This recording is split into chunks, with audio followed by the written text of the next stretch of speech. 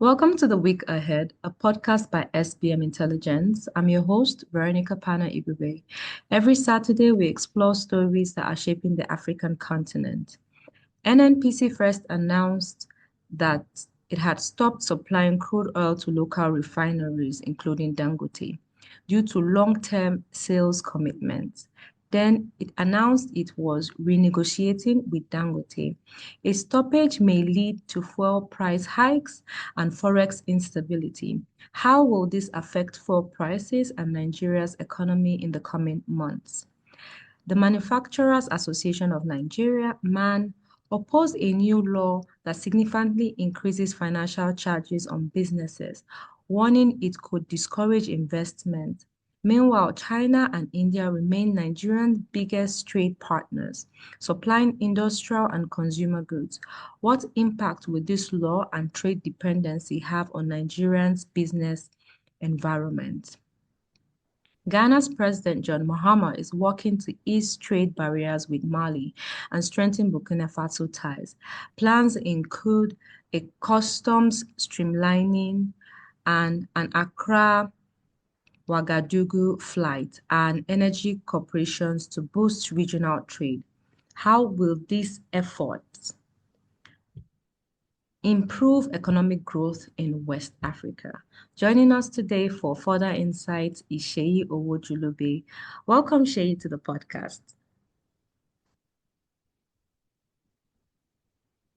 Thank you for having me. It's always great having you. So this week, the NNPC announced the suspension of its Naira to crude deal. Can you give our listeners some background to this decision and explain how it could impact local refineries like Dangote in the long run?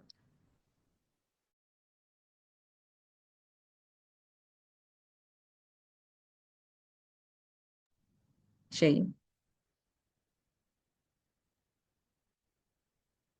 Veronica, you were breaking up. I didn't hear the question. Okay, let me take the question again. Said this week, the NNPC announced the suspension of its Naira for crude deal.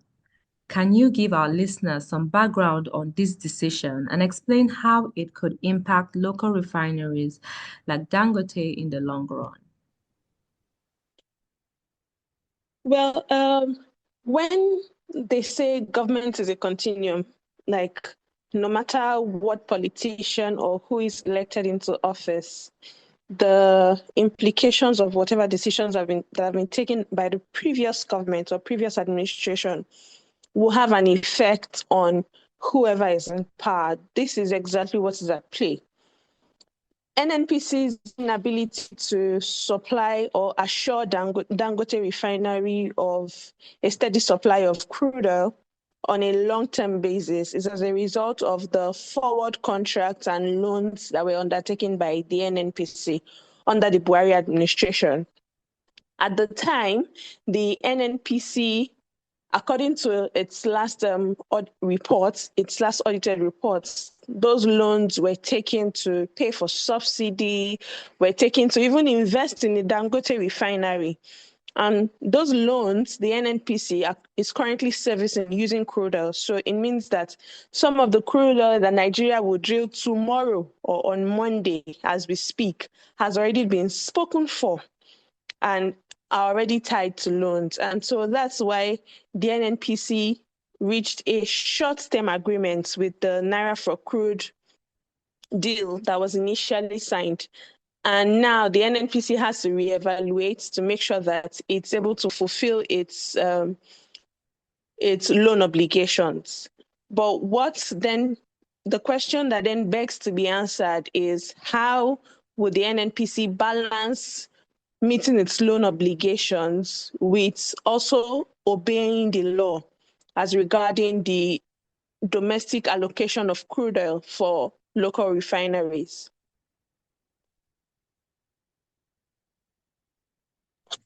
True. So going by that, what do you think are some of the potential impacts of relying on international crude supplies on Nigerian fuel prices, the foreign exchange stability, and overall the Nigerian economy?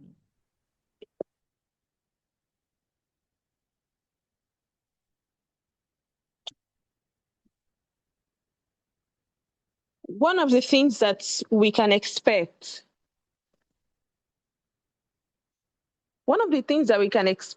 is that the Naira will come under pressure again because the NNPC, the Dangote refinery would have to source, as we know, it currently sells in Naira to its customers, to the marketers that currently patronize it. It will then need to change this Naira to dollar to buy crude oil from foreign sources. And that will put pressure on the Naira. And as it stands, there is a risk of reversing the recent gains that we have seen, the recent stability that we have seen in the foreign exchange market. So that's one of the implications or the likely effects. Also, there's also the part that Nigeria's ability to support businesses then comes into question, because what assurance do foreign investors have that the Nigerian environment can support their business if Nigeria cannot support a business owned by a Nigerian, the richest Nigerian, and a business that seeks to remove petrol importation from Nigeria's list of headaches? So all of those things are some of the likely implications of this move. Okay, so let's move on to our second story. We saw the Manufacturers Association of Nigeria raise concerns over the Financial Reporting Council of Nigeria Amendment Act, which imposed annual charges on non-listed companies and significantly raises fees for listed firms. Now, how might this increase financial burdens impact businesses, particularly small and medium scale enterprises in Nigeria? Well, recently it seems that Nigeria or Nigeria's environment and its business climate takes one step forward and three steps backward. And that is what is at play here. Over the last few months, about nine months, the Taiwo Oyedele Reform Committee has been working, and it has put together a document that seeks to reduce the taxes and levies paid by Nigerian businesses from over 60 to single digits. I mean, around 6 or 7 or 8 at most. In that situation where this bill is currently being deliberated at the legislative level, we have the Financial Reporting Council of Nigeria introducing new bills and new levies and expanding the business entities that are affected by these levies. And not just that, some of these levies are calculated as a percentage of the market capitalization of the company, meaning as a percentage of the company's worth.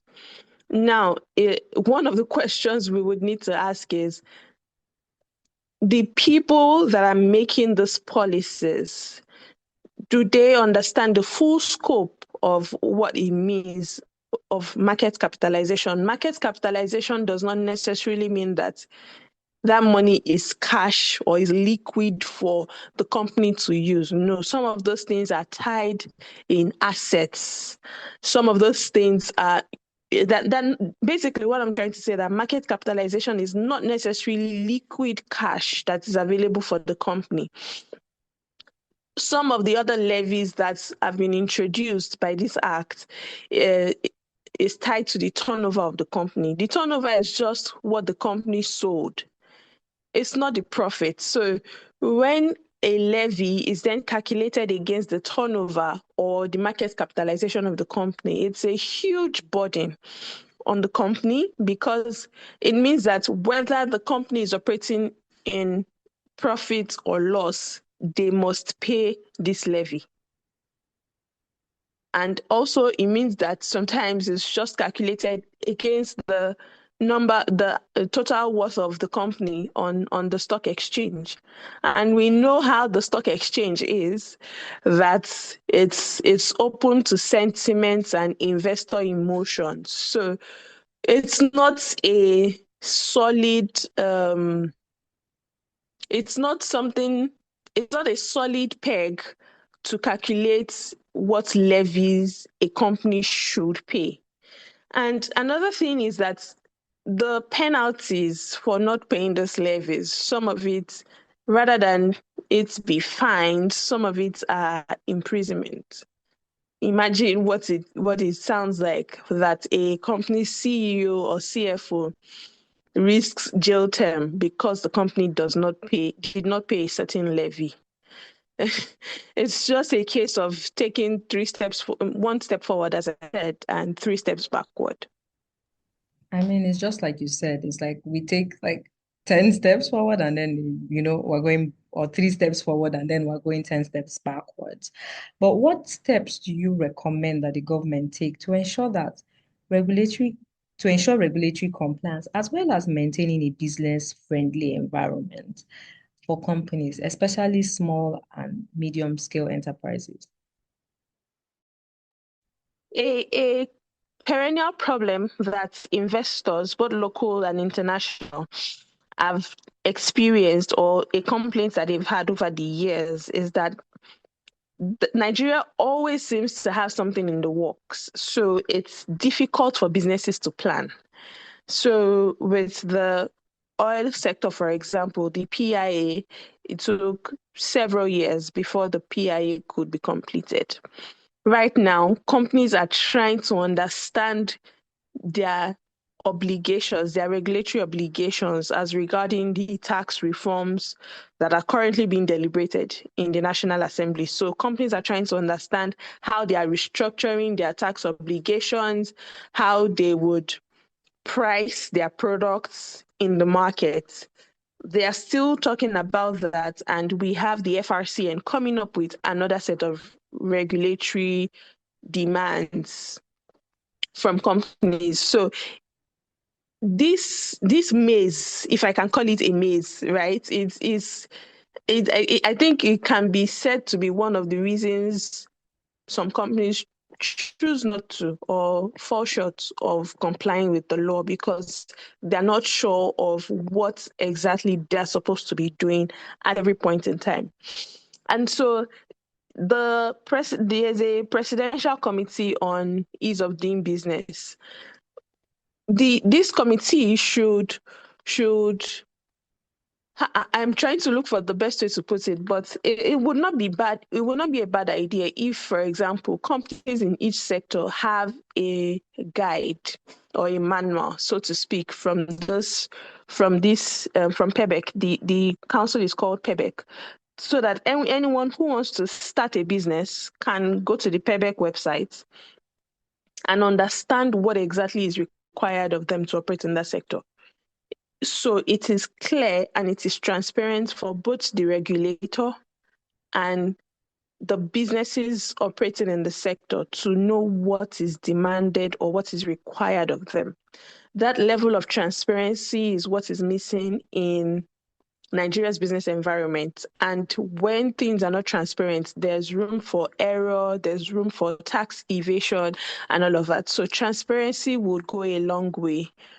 And of course, not introducing new levies every other day would go a long way in improving Nigeria's business climate. Yeah, sure. Those are great points that you've raised.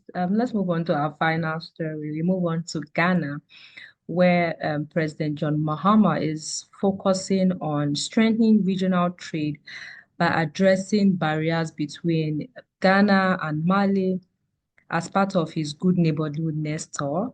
He's also working to deepen ties with Burkina Faso. So, what benefits could this proposed trade reform between Ghana and Mali bring to businesses in both countries?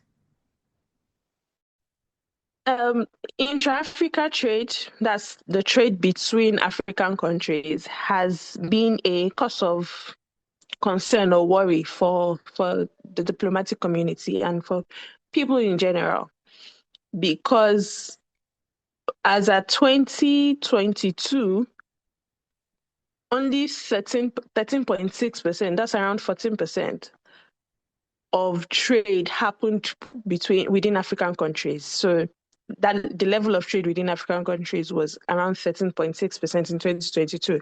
In 2023, that increased to 14.9%. And the campaigners and the supporters, if I may call it, of the proposers, yes, of the Africa Continental Free Trade Agreement say that this slight increase is due to the implementation of the AFCFTA, right?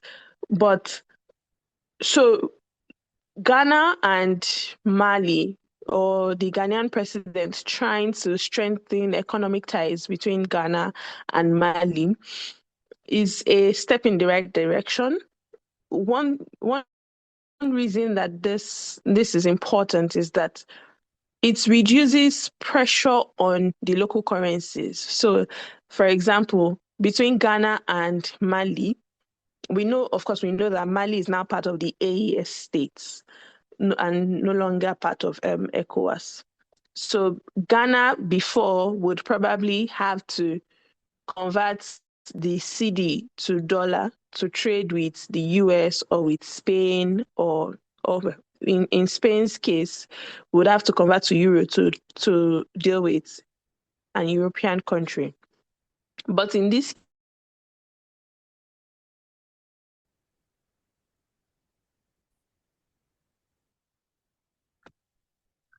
So what benefit could the proposed trade reforms between Ghana and Mali bring to businesses in both countries?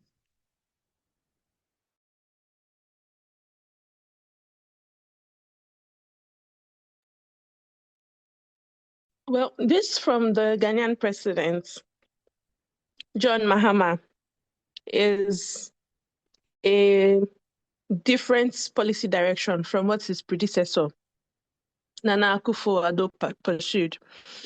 We know that the fragment now, this is something different, and there are a number of benefits. Number one, it improves intra-Africa trade, which African leaders have been trying to increase what percentage. In 2022, the level of intra-Africa trade was 13.6%. By 2023 or 2024, I'm not exactly sure, it increased to 14.9%, which people say is due to the implementation of the AFCFTA. So this improves the intra-Africa trade, and it also builds on the visa-free movement within the region. And so when people move, trade moves with them, money moves, money flows, there's a transfer of knowledge and technology. And this will in turn lead to developing the economy, right? And so that is something that is needed because it also strengthens Africa's position as a regional bloc, or even West Africa as a regional bloc, which is what countries in the EU currently enjoy. So you also have him, John Mahama, trying to also deepen ties with Burkina Faso.